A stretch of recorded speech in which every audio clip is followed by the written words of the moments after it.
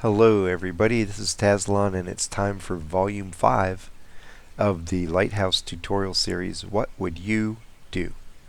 This is the series where multiple times throughout the battle I will stop the replay and ask you if you were driving my tank, what would you do? And then I will tell you what I chose to do and why I chose that course of action. It's a pretty even battle overall, 3 scouts apiece. And we're both pretty mobile. The enemy has 4 mediums and 3 of them are Cromwell, so they have some decent movement in their mediums, and we have 6 mediums with 3 Cromwells and a Comet, so we're pretty mobile too. They have a couple more TDs than we do. Well, I guess 3 more than we do. But overall, fairly evenly matched tank battles. I'm going to go right up into this one bush up here. If you watch my replays before, you know where I'm going.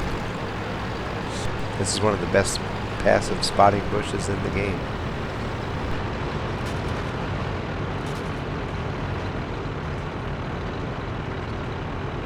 I'm just going to come up here and hang out for a while and see how many tanks I can spot moving over to the East Pass, which is what I call this little canyon right here.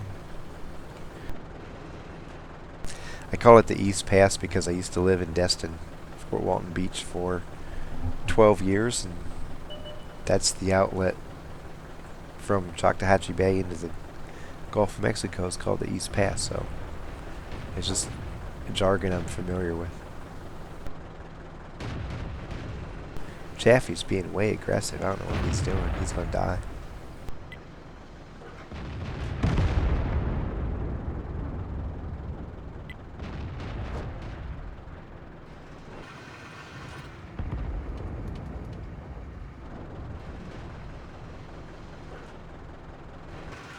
So I got a good look for the team and all the different tanks moving over there to the east. Catch a couple glimpses of tanks up in the middle. We only have one Panther on the one line, but we have support for him up on the middle ridge, so that should be cool. There's a T-67 right in front of me. I'm going to check him out. Okay, you see where everybody is that I've spotted so far. I have this guy dead to rights in my sights. What would you do?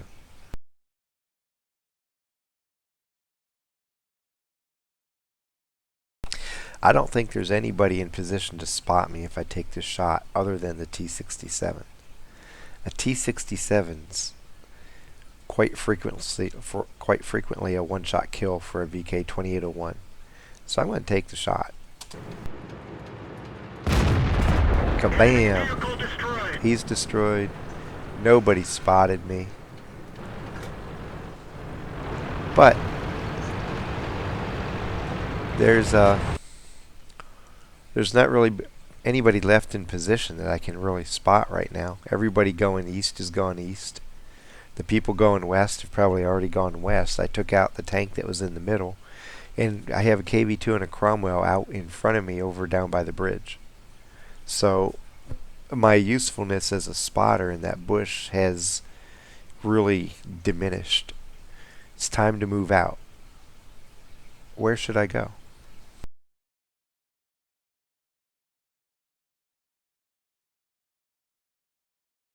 Right now I have no idea where the 25 AT is. Haven't seen him yet. And I haven't seen... I know 2 of the Cromwells are over on the one line. But there's several, like the one KV-85, don't know where he is. What I do know is that there's 2 scouts right up there on the middle ridge. I'm going to go over there.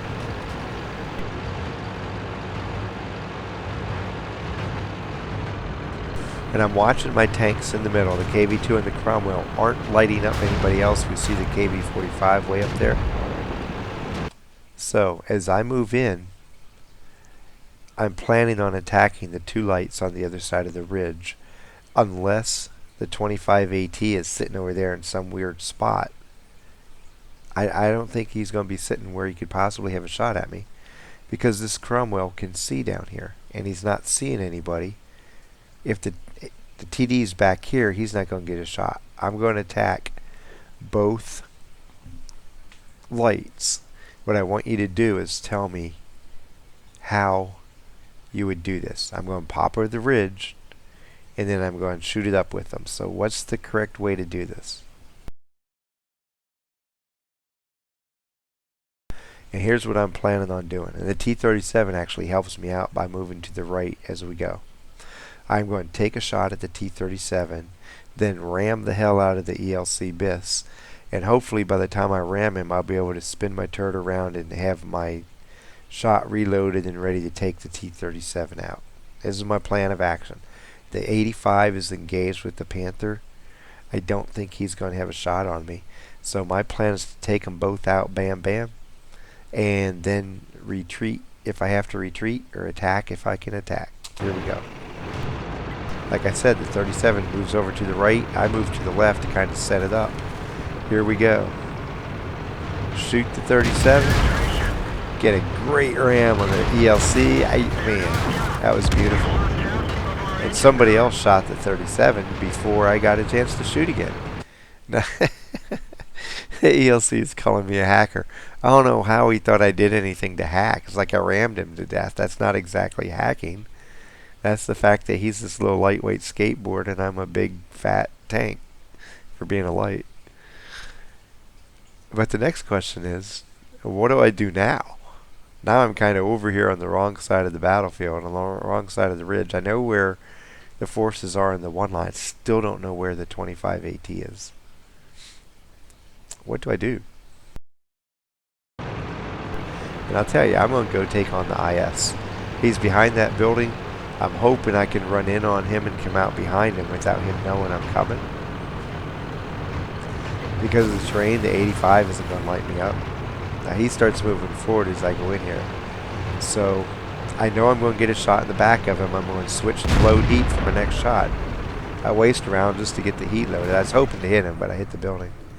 This is going to be big damage. He's going to try to swing around and shoot me, but I'm going to get to shoot before he does, I think. And he's gone. Now at the 43 down there in the middle of the little village, I'm going to pull over here and try to come around this ridge and hopefully be able to shoot him in the back of the, I guess it's KV-85 over there, KV-3.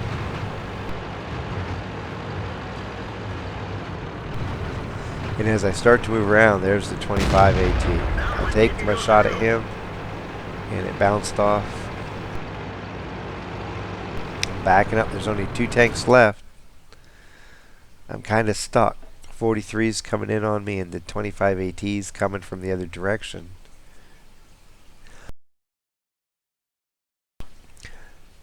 This is the last time I ask in this battle. What would you do?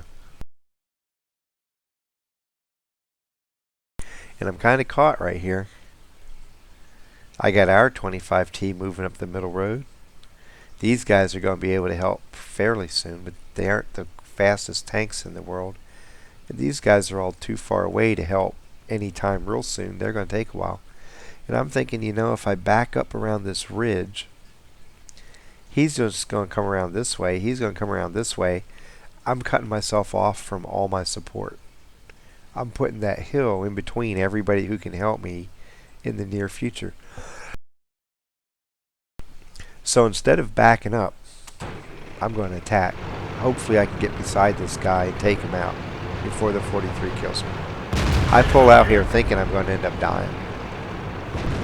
I need to get on the other side of the 25 AT. Hopefully it can shield me from the 43. He gets a shot on me. To get a big hit, I'm going to try to use the 25 AT as a block.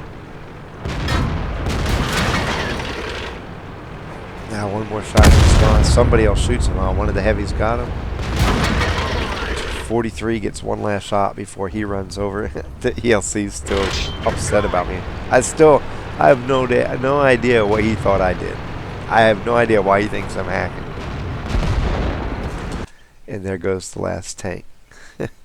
We end up with a fairly easy victory, and it perplexed me because I don't know why he thought I was hacking. It's not uncommon for a 26-ton tank to basically one-shot ram a little featherweight tank like an ELC. So I'm really not sure, maybe he's upset because he didn't see me. I don't know. He didn't talk to me after the battle, and I didn't talk to him, so I guess I'll never know why he thinks I hacked. For the battle, I ended up with 1,737 XP, 5 spots, 720 spotting, 724 spotting damage, 3 kills, 2,440 damage, and a high caliber.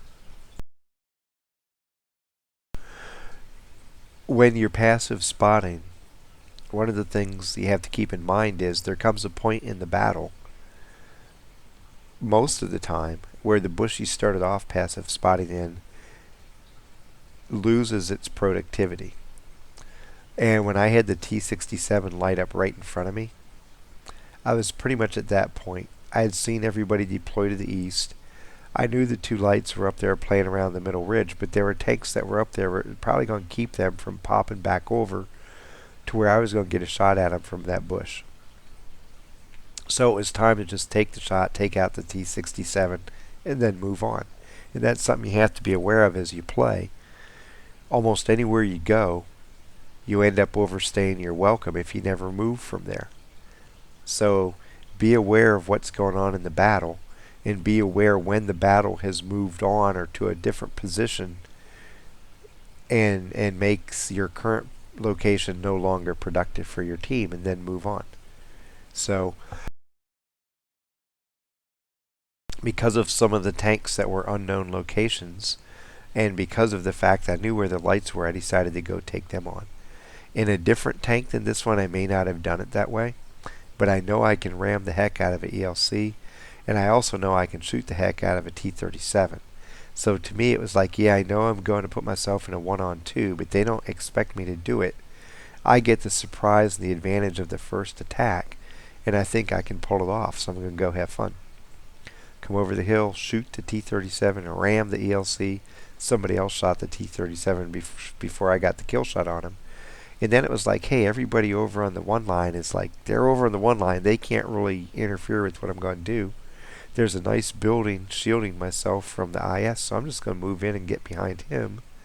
And I switch to heat as I do it. I get 2 big hits on him, and he's gone. And then I wanted to go help on the back side of the East Pass, but the 25 AT was solidly in my way. And it kind of put me in a bad spot with the 43 and 25 AT, but when you're in a situation like that, it's unless you have, if my help would have been closer, I would have just backed up behind that ridge and let people come in and try to engage those tanks. But I knew it was going to take too long for that to happen. I could very easily end up with both of them on me on the wrong side of that ridge, on the ridge away from all my help. I didn't want that to happen. So I decided, hey, I'm going to surprise the 25 AT and see if I can pop out and get him flanked. And hopefully those heavies are going to be able to engage the 43. And it didn't quite work out like that. They ended up getting the kill shot on the 25 AT. But by using the TD as a partial cover from the 43, it forced the 43 to take kind of bad shots at me, and he hit me at angles that didn't really hurt me that bad. And then somebody else came in and took him out. So I ended up surviving the fight. Really, when I went in on the 25 AT, I thought the 43 would kill me, and he almost did. But the fight was in hand. I knew we were going to win, so if I was going to go out, I wanted to do it in a way that let my teammates try to help me instead of isolating myself on the back side of that ridge. Just things to think about as you play. Now, the good news is I have my computer back, my other computer, and so this week I'm going to start adding more pages to the website. See you out in battle. Happy hunting.